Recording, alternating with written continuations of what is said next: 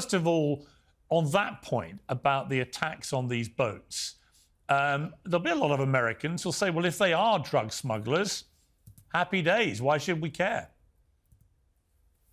There are not a lot of Americans who believe that. Only 29% of Americans, according to a recent Reuters Ipsos poll, support these murderous attacks on supposed drug boats without due process that have killed citizens of Trinidad and Tobago, as well as Colombian citizens, and caused British government to suspend intelligence cooperation, as the virtual ambassador James Story just acknowledged.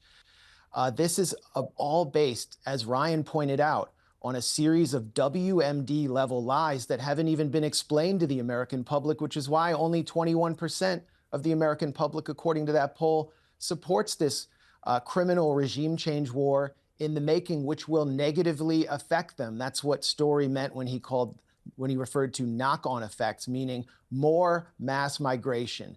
The big lie of this war is the Cartel of the Suns. As Ryan said, the Cartel of the Suns was literally created by the CIA, also known as the Cocaine Import Agency, to ship 22 tons of drugs into the United States in the early 90s through its main point of contact in the pre-Chavez Venezuelan National Guard, General Ramon Guillén Davila.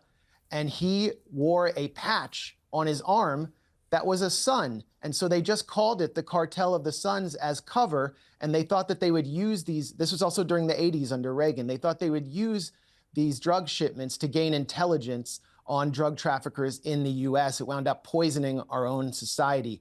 The CIA, for doing that, should be classified as a narco-terrorist organization. Then there's Tren de Aragua, the supposed gang that Nicolas Maduro is said to control by the Trump administration. That's another WMD-level lie that US intelligence exposed in a declassified April report from this year. And you know what happened?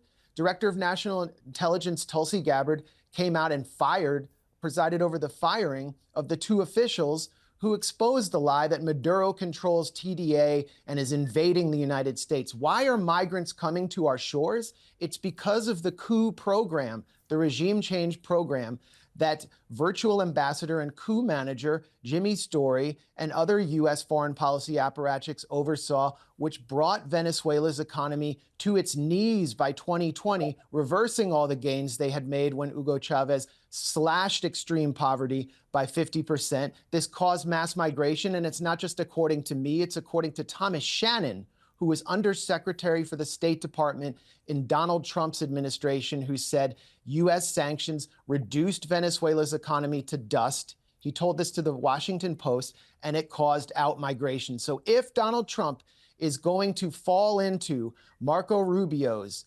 selfish Gusano games, we are going to see another massive wave of migration to the U.S.-Mexico border. And whether you're on the right or the left, you do not want that, and you cannot fall for another WMD series of lies that will produce a Libya in the Western Hemisphere.